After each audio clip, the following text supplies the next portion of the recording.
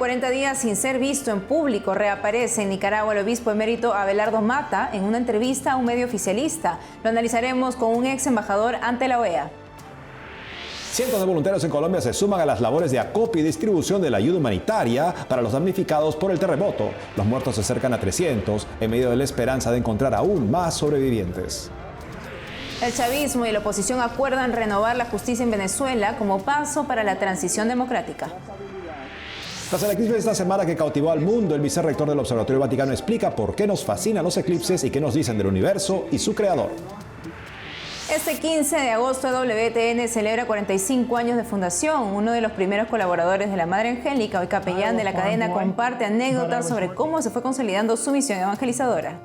Hola amigos, hola Eddie, terminamos la semana informativa. Así es, Natalie, qué gusto terminarla como siempre contigo y con nuestros televidentes desde los estudios en Lima, Perú. Bienvenidos a su noticiero con enfoque católico de WTN Noticias. Soy Natalie Paredes. Soy Eddie Rodríguez Morel, gracias por acompañarnos. Iniciamos las noticias desde Nicaragua con la reaparición en video de Monseñor Juan Abelardo Mata, obispo emérito de la diócesis de Estelí. Tras 40 días de incertidumbre sobre su paradero, luego de ser detenido por la policía, el régimen difundió esta semana una entrevista realizada por un canal de televisión oficialista. Aunque el gobierno aseguraba que el religioso ya estaba en su casa, diversas organizaciones y líderes de la iglesia habían denunciado su desaparición, lo que provocó preocupación internacional por su avanzada edad y estado de salud. Aquí los detalles. El video difundido por medios afines al régimen de Daniel Ortega el 12 de agosto muestra a Monseñor Abelardo Mata, obispo emérito de la diócesis de Estelí, en su finca, en una entrevista realizada por el diputado del partido de gobierno Adolfo Pastrán. El prelado comparte su vida cotidiana, sus actividades en el campo y su trayectoria religiosa. Muchas gracias por recibirnos. Aquí estamos, Jesús. Me alegra verlo bien. Gracias, estoy bien, sí. Gracias a Dios, me siento bien. Pastrán insiste en decirle al obispo que lo ve muy bien y con mucha vitalidad, a lo que Monseñor Mata responde que la oración lo ayuda mucho. En otro momento del video, Mata aparece sonriente y caminando por la finca. Asegura que permanece en su propiedad, llevando una vida monacal, en silencio, oración y estudio. Está aquí solo una manzana y la reservé para la papaya. Pero no siembro todo, siembro una parte y después una que saca la cosecha, siembro otro lado. Tiene buen mercado. Sí, buen mercado. Pero hay que necesita cultivarla.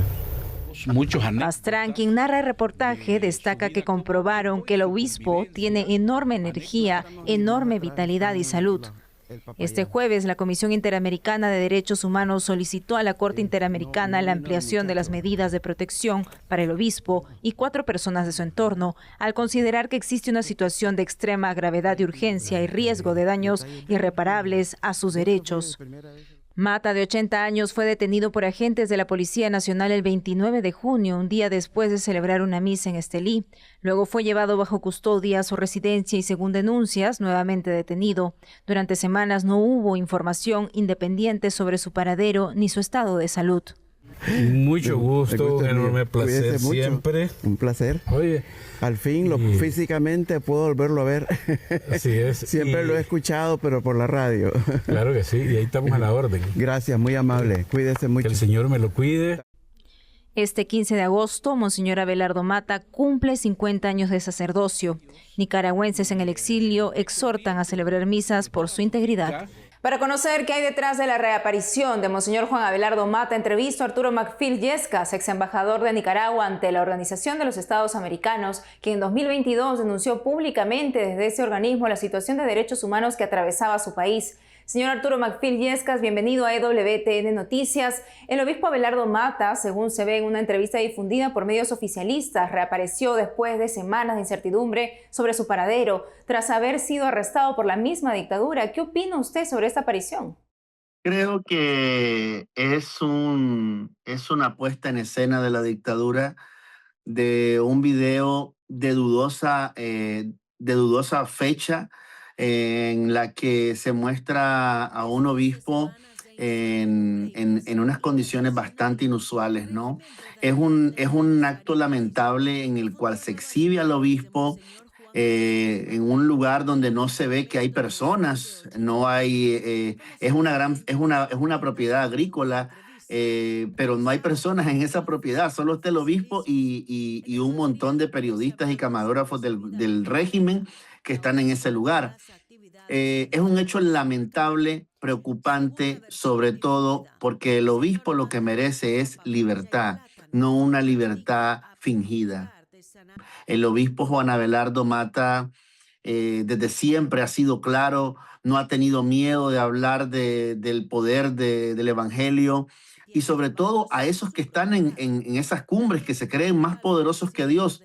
Recordemos que la iglesia ha sido perseguida desde los tiempos de la antigua Roma, cuando encarcelaron al apóstol Pablo, cuando mataban a los que seguían a Cristo en una arena romana. Entonces, nuevamente vemos estos shows, ya no es una arena romana, ya no es en un circo romano, sino que es en una puesta en escena controlada y orquestada por el régimen. Yo creo que la vida de Monseñor Juan Abelardo Mata corre serio peligro, sobre todo porque sabemos lo que pasa con estos regímenes autoritarios cuando secuestran a las personas o cuando las encarcelan. Su caso inevitablemente recuerda el de Monseñor Rolando Álvarez. ¿Qué lectura podría hacer usted al respecto? Es similar a la puesta en escena que hicieron con Monseñor Álvarez, nada más que ahora han perfeccionado su narrativa para contar mentiras, ¿no? Porque en la última ocasión no les quedó tan bien, fue muy evidente.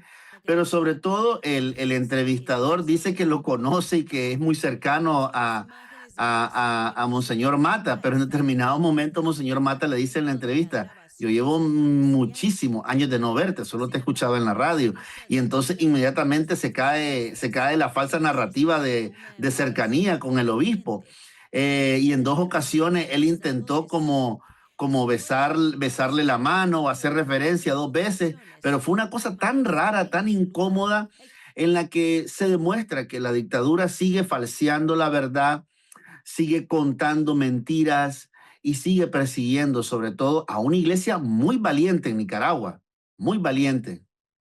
Muy cierto, y a pesar de la represión y las restricciones, la Iglesia Católica continúa alzando su voz y acompañando a los nicaragüenses. Señor Arturo McPhills, ante este panorama, ¿qué debería hacer la OEA en este momento sobre Nicaragua?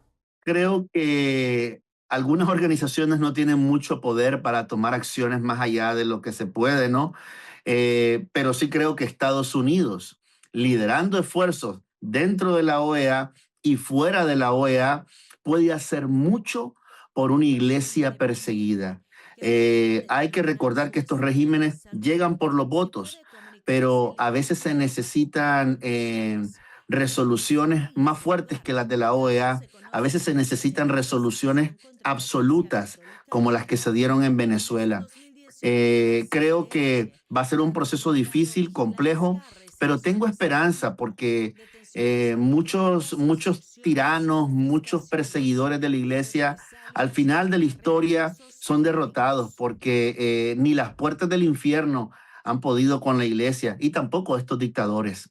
Señor Arturo McPhills, Yescas, gracias por habernos acompañado hoy en EWTN Noticias. Gracias por la oportunidad, bendiciones. De Nicaragua pasamos a Colombia, a 4 días del terremoto de 7,4 grados de magnitud. El último recuento nacional este viernes reporta al menos 281 muertos y más de 3.900 heridos, según Associated Press. Estas cifras están sujetas a cambios. Veamos cómo va la atención a los damnificados.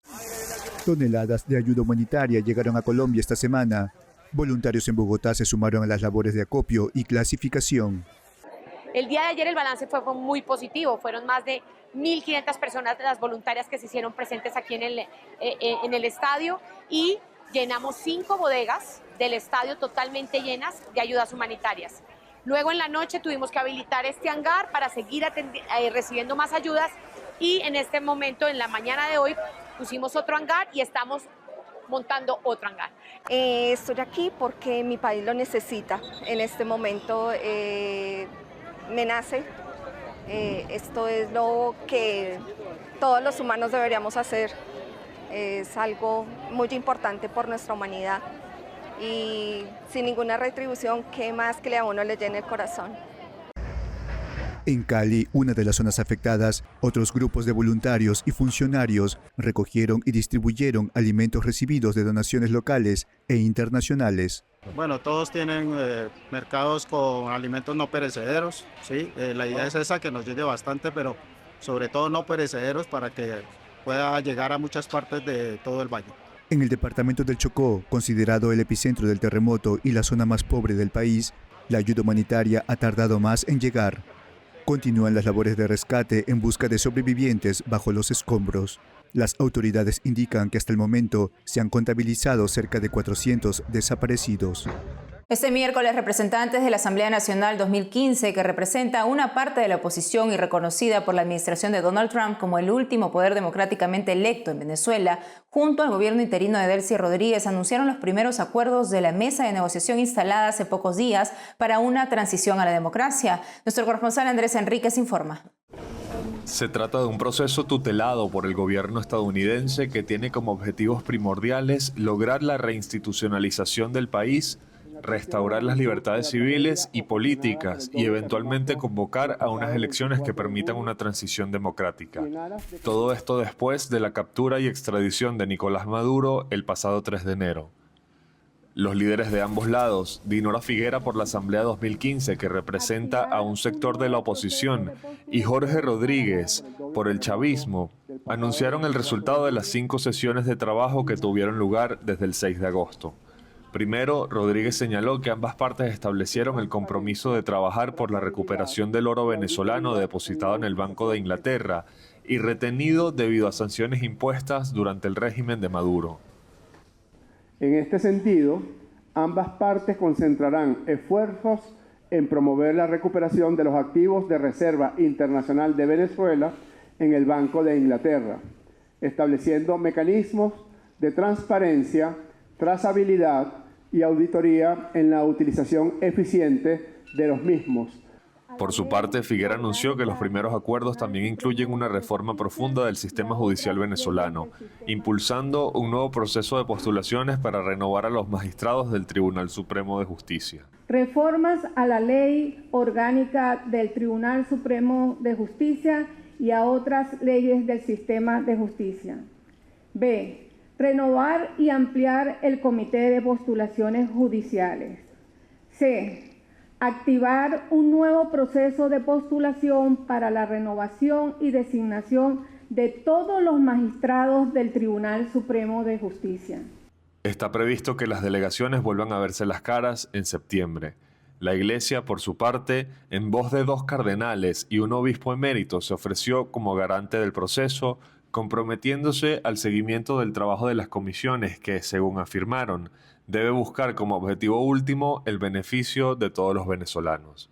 En Caracas, Andrés Enríquez, EWTN Noticias. El 12 de agosto de 2026 ocurrió un impresionante eclipse solar total que oscureció el cielo durante unos 2 minutos. En partes de Groenlandia, Islandia, el norte de Rusia, España y una pequeña zona de Portugal. ¿Por qué estos eventos naturales nos fascinan tanto? ¿Y qué nos dicen del universo y de su creador? Para responder estas preguntas estamos con el padre Gabriele Giunti, él es jesuita, vicerrector del Observatorio Vaticano, nos habla desde Castel Gandolfo. Padre Gabriele Giunti, bienvenido al programa. Gracias. En general, estos fenómenos son muy interesantes porque se verifican no muy frecuentes. En efecto, la próxima vuelta que nos veimos un eclipse solar será cerca de 2080, mucho más largo de aquí.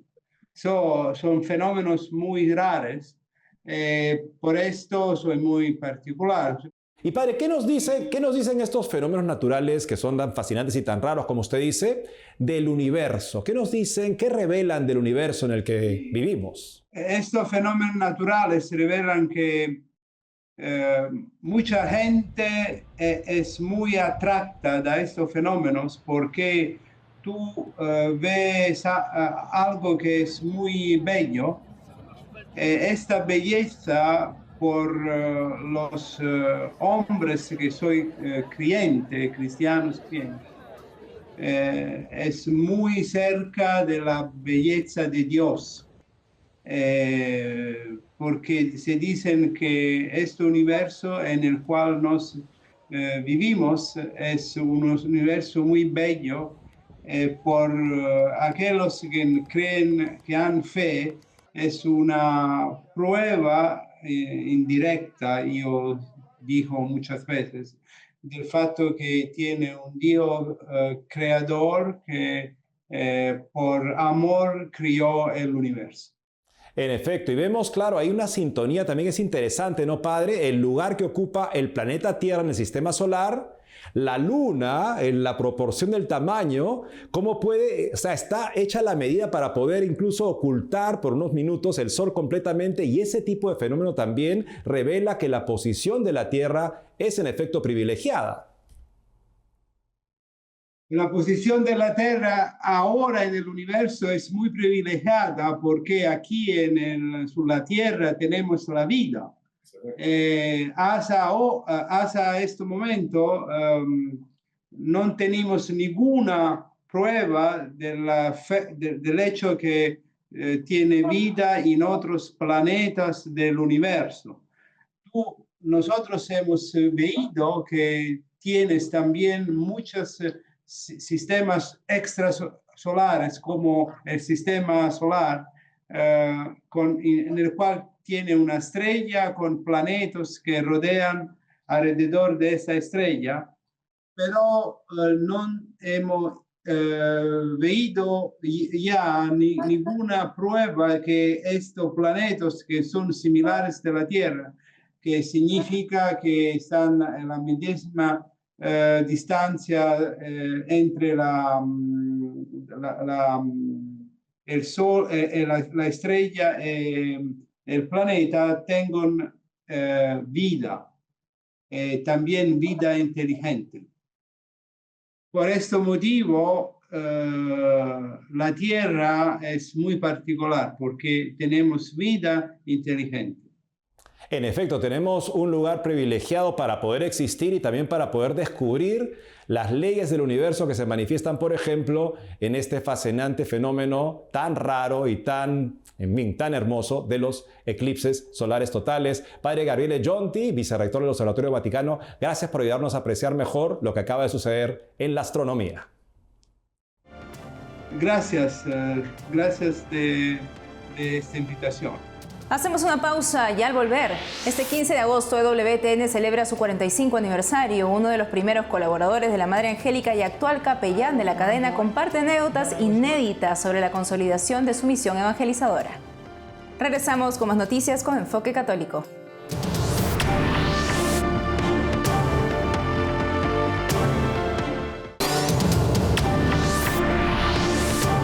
De agosto, Día de la Asunción de la Virgen María, EWTN cumple 45 años de fundación. En esta fecha de 1981, la Madre Angélica lanzó la primera señal de televisión de EWTN desde la cochera de la casa de las religiosas de la comunidad de las Clarisas Pobres de la Adoración Perpetua en Alabama, Estados Unidos. Hoy EWTN transmite una programación de 24 horas, 7 días a la semana en varios idiomas, llegando a más de 435 millones de hogares en más de 160 países y territorios. Las plataformas de EWTN también incluyen servicios de radio. Con sede en Washington, D.C., EWTN News, la división de noticias, incluye Catholic News Agency, el periódico y plataforma digital National Catholic Register, ACI Prensa en español, ACI Digital en portugués, ACI Estampa en italiano, ACI África en inglés, francés y portugués, ACI Men en árabe, CNA Deutsch en alemán y Church Pop, una plataforma digital que crea contenido en varios idiomas. También produce numerosos programas de noticias televisivas, incluyendo EWTN Noticias, EWTN News Nightly, EWTN News In Depth, EWTN Pro-Life Weekly, The World Over con Raymond Arroyo y Vaticano. Durante cerca de 18 años, nuestra fundadora evangelizaba en su programa Madre Angélica en vivo. Sus mensajes siguen vigentes. Escuchemos.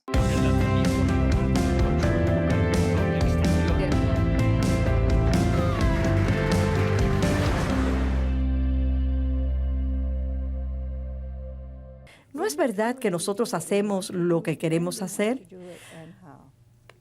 Cuando queremos y como queremos hacerlo, no pensamos en obedecer al Padre, al Hijo o al Espíritu Santo.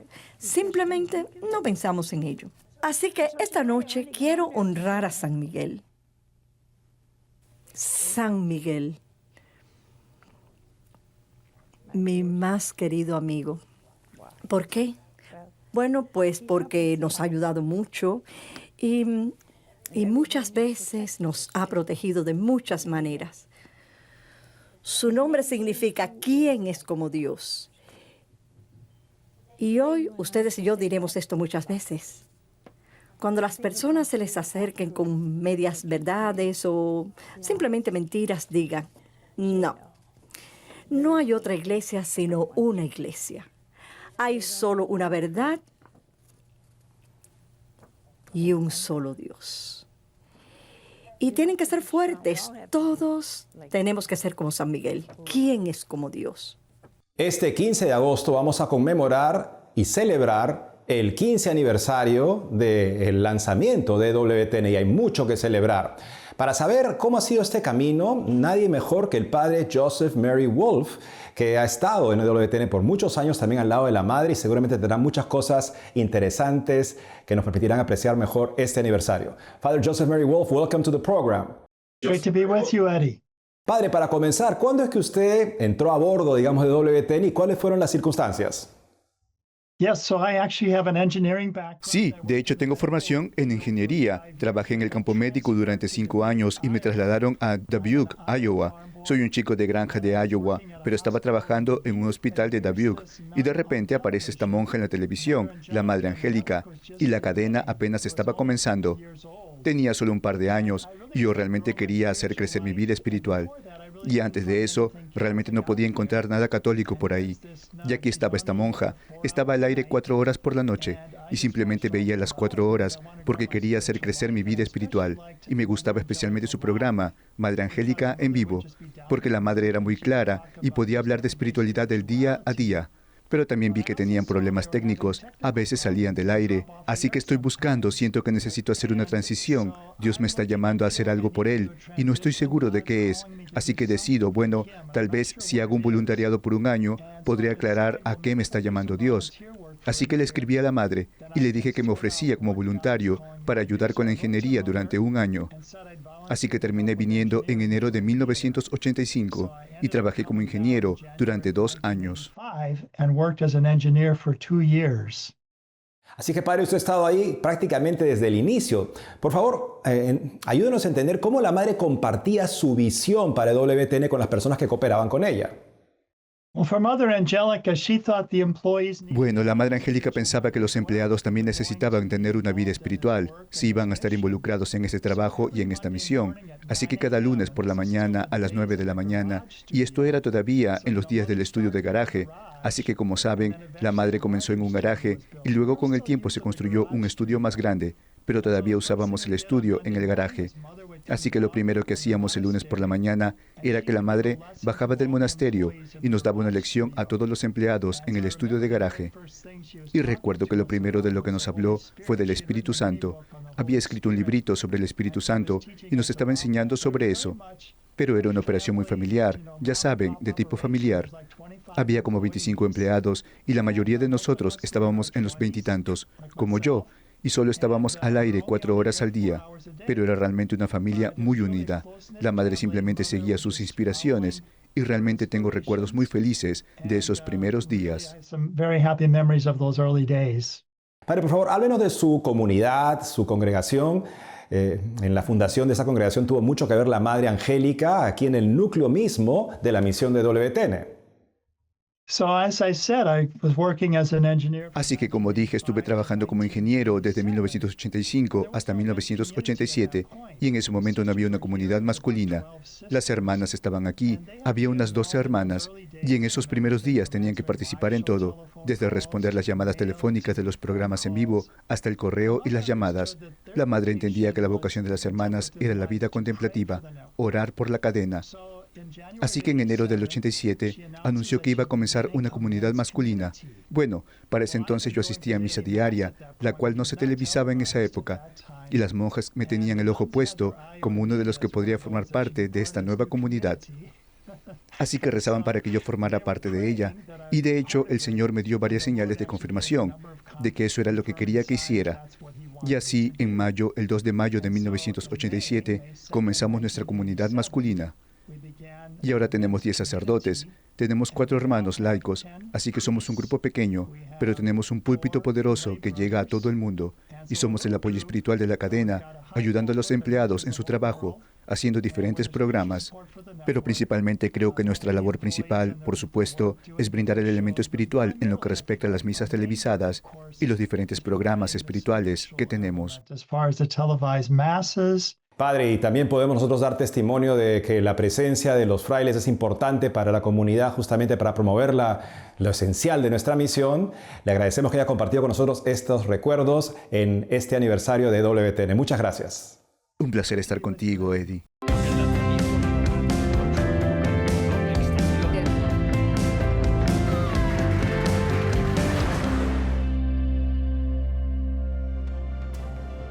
Y eso es todo, amigos. Gracias por haber estado con nosotros. Recuerden siempre seguirnos en nuestras redes sociales y en wtnnoticias.com. Hasta el lunes.